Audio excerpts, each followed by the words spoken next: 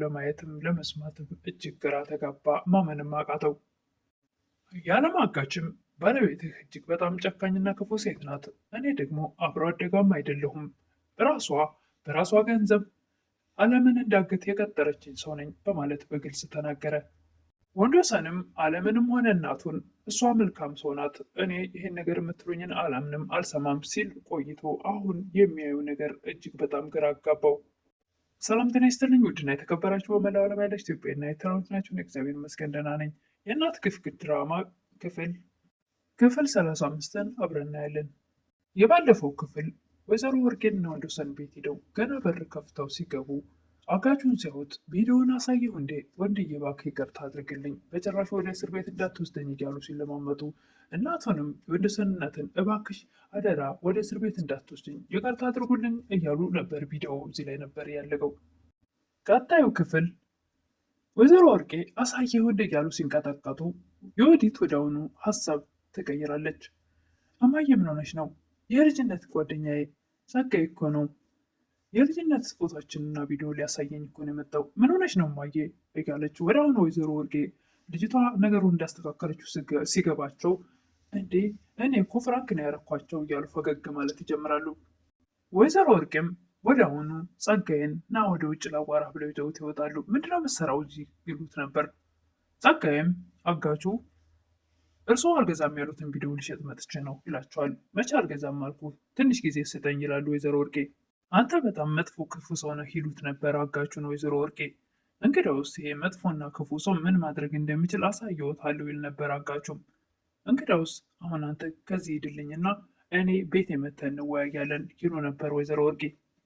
አለምና ፀሐይም በስልክ እየተወያዩ ወይዘሮ ወርቄ እኛ ጋር ናቸው፣ ያ ሁላ መቀባረር ቀርቶ ጭራሽ ተንበርክከው ሲለምኑ በጣም ግራ የሚያጋባ ነበር ትል ነበረ አለም። ፀሐይም ታዝናለች። ወይ በሞትኩት ትላለች። ለምን እንደምትሞቸው ደግሞ ለእነዚህ ጨካኞች ትላለች። ክፉ ቢሆንም የፈለገ ቢሆን ግን ደግሞ ሲዋረዱ ማየት አልፈልግም ትል ነበረ ፀሐይ። እንዴ እንደ ስራቸው ማግኘት አለባቸው። እኔ እኮ እማዬን ለመግደል ሲሞክሩ ነው የቀረጽኳቸው ትል ነበረ አለም።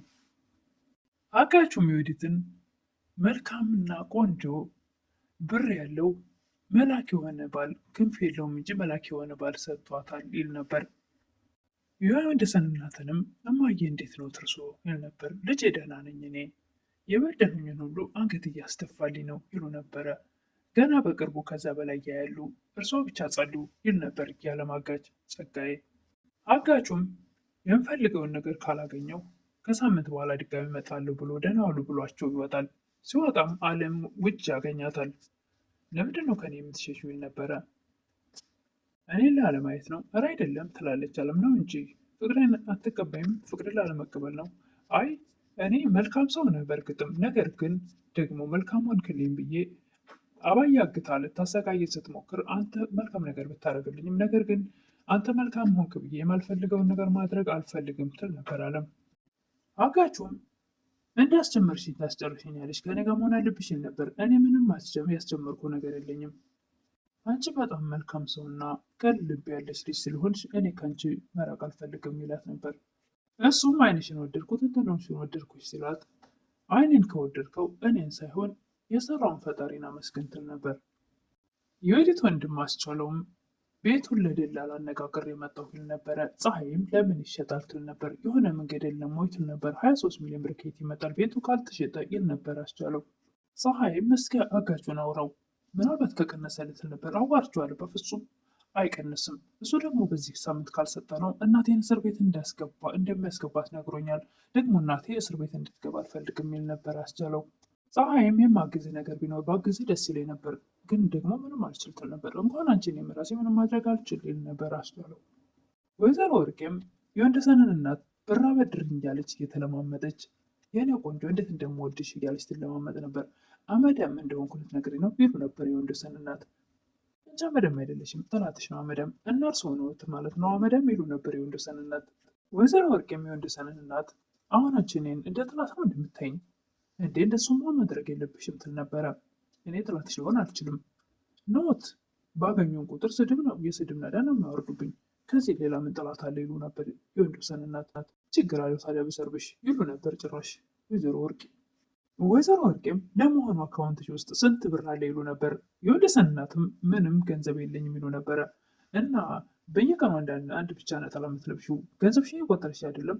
እንግዲያውማ ገንዘብ ካልቆጠርሽ አንቺ ችጋራም ነሽ ማለት ነው።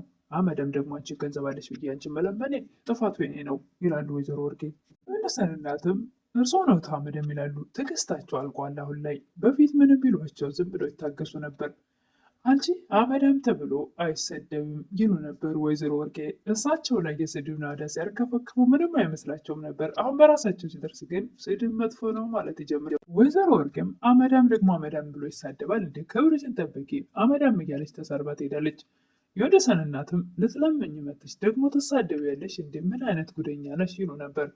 ወይዘሮ ወርቄም ወደ ቤታቸው ሲመለሱ አሳለውና ፀሐይ ሶፋ ላይ ያገኟቸዋል። አሳለውም ያለውን ችግር ለፀሐይ እያማከራት ነበር። ፀሐይም ይሄ መፍትሄ የምትለውን ነገር እየነገረችው ነበር። ተነሻውን ከዚህ የምትሰሪያለሽ ይችላሉ። ፀሐይም ተነስታ ስትሄድ አመድሽን አራግፈሽበት ሄድ፣ ሶፋውን ማጠብ አለብሽ ይሏት ነበረ። እናቴ ይሄን የምትጸይፈውን አመድ በቅርቡ አንቺ የምትገቢበት ነው፣ ሰውን እንደዚህ ዝቅ አድርገሽ ማየት አይገባም ይሉ ነበር አስቻለው። ይህን የምትመኪበት ቤትና ንብረትሽን ውርደትሽን ለመሸፈን ብለሽ ቤትሽን ለመክፈልና መገበርሽ አይቀርም ይላት ነበር። አጋቹ ጸጋይም ብሬን አዘጋጃችሁልኝ እያለ ወደ እነ ወይዘሮ ወርቄ ቤት ሄዶ ነበር።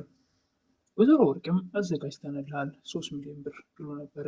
23 ሚሊዮን ብር ነው እንጂ እኔ 3 ሚሊዮን አልፈልግም የሚል ነበር። ወይዘሮ ወርቄም እሱን የምታገኘው በህልምህ ነው ይሉ ነበር። 3 ሚሊዮን ብርህን ይዘህ ወደዛች ደሃ እናትህ ብትሄድ ይሻልሃል እያሉ ቪዲዮውን እጅ ላይ ያስገባልኝ እና እኔ 3 ሚሊዮን ብርህን ልስጥህ፣ አይ የምትል ከሆነ ደግሞ ወደዛ ወደ ችግርህ ተመልሰህ ትሄዳለህ፣ ሌላ ምንም አታመጣም ይሉ ነበር ወይዘሮ ወርቄ። ወይዘሮ ወርቄ እስር ቤት ለመግባት ቆርጠው ተነስተዋል እንዴ ይል ነበር አጋቹ። እሳቸውም አልገባም ይላሉ። እንግዲያውስ የሰሩትን ጉድ የያዘውን ቪዲዮ በአደባባይ ላይ ሳወጣው ያኔ መንግስት የማያስረውት ይመስለዎታል ይል ነበር። አታወጣውማ፣ በፍጹም አታወጣውም የሚሉ ነበር ወይዘሮ ወርቄ። 3 ሚሊዮን ብር አልፈልግም ብለህ እኔን አደባባይ ልታወጣ በፍጹም አታደርገውም። እኔ ከታሰርኩ ምን ትጠቀማለህ? ካልታሰርኩ ግን 3 ሚሊዮን ብር ይዘህ ትሄዳለህ። እኔ እርስዎ ከታሰሩ ሰላም አገኛለሁ። ድጋሜ ደግሞ ሰው አለመጉዳት ተውት። እሱን ካሰቡ ራሱ እሱን ካወቁ ይሄ ራሱ ትልቅ ሰላም ይሰጠኛል ይላቸው ነበር። ወይዘሮ ወርቄም ይህንን ወንጀል የያዘ ቪዲዮ ከሚለቅ ይልቅ 3 ሚሊዮን ብር ይበልጥበታል፣ በፍጹም አያደርገውም በማለት የማይገቡ ቃላቶች ተናግረው ተሳድበው ከቤት እንዲወጣ ያደርጉታል። ልጃቸውም የሰራሽውን ወንጀል ቪዲዮ የያዘ ሰው እንደዚህ ሰርበሽ ታባረሪያለሽ? አያደርገውም። 3 ሚሊዮን ብር ይበልጥበታል ወይስ ደግሞ የኔ ቪዲዮ ለሰው ማሳየት? አጋቹ ጸጋይም ወይዘሮ ወርቄ በስድብ ስላባረሩት ወደ እነ ወንደሰን ቤት ይሄዳል። ዮዲትም ለእናቷ ደውላ እማዬ ምን እያደረግሽ ነው? እንዴት እንደዚህ ታደርጊያለሽ? እስር ቤት እንድንገባ ትፈልጊያለሽ እንዴ? ከነፍሳችን ደግሞ ብር በለጠብሽ ትል ነበር። ወይዘሮ ወርቅም ለአውድ አርግቢ ይሉና ይሳደቡ ነበር። የሰጠው ብር አልበቃ ብሎ ነው እንደ ሄደ ልጅን የምታስጨንቃት አንተ አመዳ ምናምን የማይሳደቡት ነገር የለም ይሳደቡ ነበር። እሳቸውም እንደዛ ሲሳደቡ የወዴት ለምንድን ነው እናቴ ምን እያደረግሽ ነው ያለሽው? ካበሳጨ ነው መጥፎ ነገር ቢያደርግ ስትል ነበር ዩዲት። ወይዘሮ ወርቄም ምንም ነገር ሊያደርግ አይችልም፣ 3 ሚሊዮን ብር ይበልጥበታል ወይስ ደግሞ ቪዲዮውን ለፖሊስ መስጠት ይሻለዋል እያሉ በተደጋጋሚ ይናገሩ ነበር። ዩዲትም እማየን ሰማት አይደለ?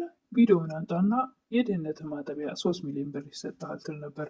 እናትህ ከመሞቷ በፊት ብር ምን እንደሚመስል ይመልከቱ ትል ነበር ዩዲት። እስከ ዛሬ ብር ሳይሆን ሳንቲሞች ነበር የምታውቀው ትል ነበር የእናቷ ልጅ ዩዲት። ይህን እየተነጋገሩ ያለ ወንደሰን ከውጭ ይመጣል። አጋቹም እናትም ልጅም በቀኝ በግራ በነገር ስለጠበሱት ብድግ ብሎ የያዘውን ቪዲዮ ለወንደሰን ያሳያል። ወንደሰን በጣም እጅግ በጣም ይደነግጣል። በፍጹም አይሆንም፣ ይሄ ነገር ሊሆን አይችልም ይል ነበር። እናቱ የቀረበላቸው ምግብ አለም ያቀረበችላቸው ምግብ ከእጃቸው ተመንጭቆ ሲነሳና መልስ ሲጀመር ብዙ ነገሮች ይህ ነገር በፍጹም ሊሆን አይችልም እያለ ወንደሰን በሚጮህበት ሰዓት አጋቹም ሚስትህ በጣም አውሬና መጥፎ ሴት ነች ይል ነበር። ወደ አሁንም አለምና እናቱ ይመጣሉ። ወንደሰን በጣም እየጮኸ ይናገር ነበር እና አለምና የወንደሰን እናት ሲመጡ እናቴ ምንድን ነው እያየሁ ያለሁት ይል ነበር ወንደሰን። እውነት ነው ልጄ፣ ያየሁ ነገር እውነት ነው። ወንደሰን እናትም ሚስትህ በጣም ክፉ አውሬ ነች ይሉ ነበር። ምን ትቀጥላለች፣ ዮዲት በጣም ክፉ ሴት ናት። አውሬ የሚለው ቃል አይገልጻትም። ብዙ ጊዜ ላሳይ ሞክሬ ነበር፣ ነገር ግን አሁን በራስህ ጊዜ አየኸው፣ ራስህ ጊዜው ሲደርስ ባይነህ አየኸው ትል ነበር አለም። አጋቹም እኔ ደግሞ አብሮ አደጉ አይደለሁም፣ ዓለምን እንዳግታት እራሷ የቀጠረችን ሰው ነኝ በማለት በግልጽ ይናገራል።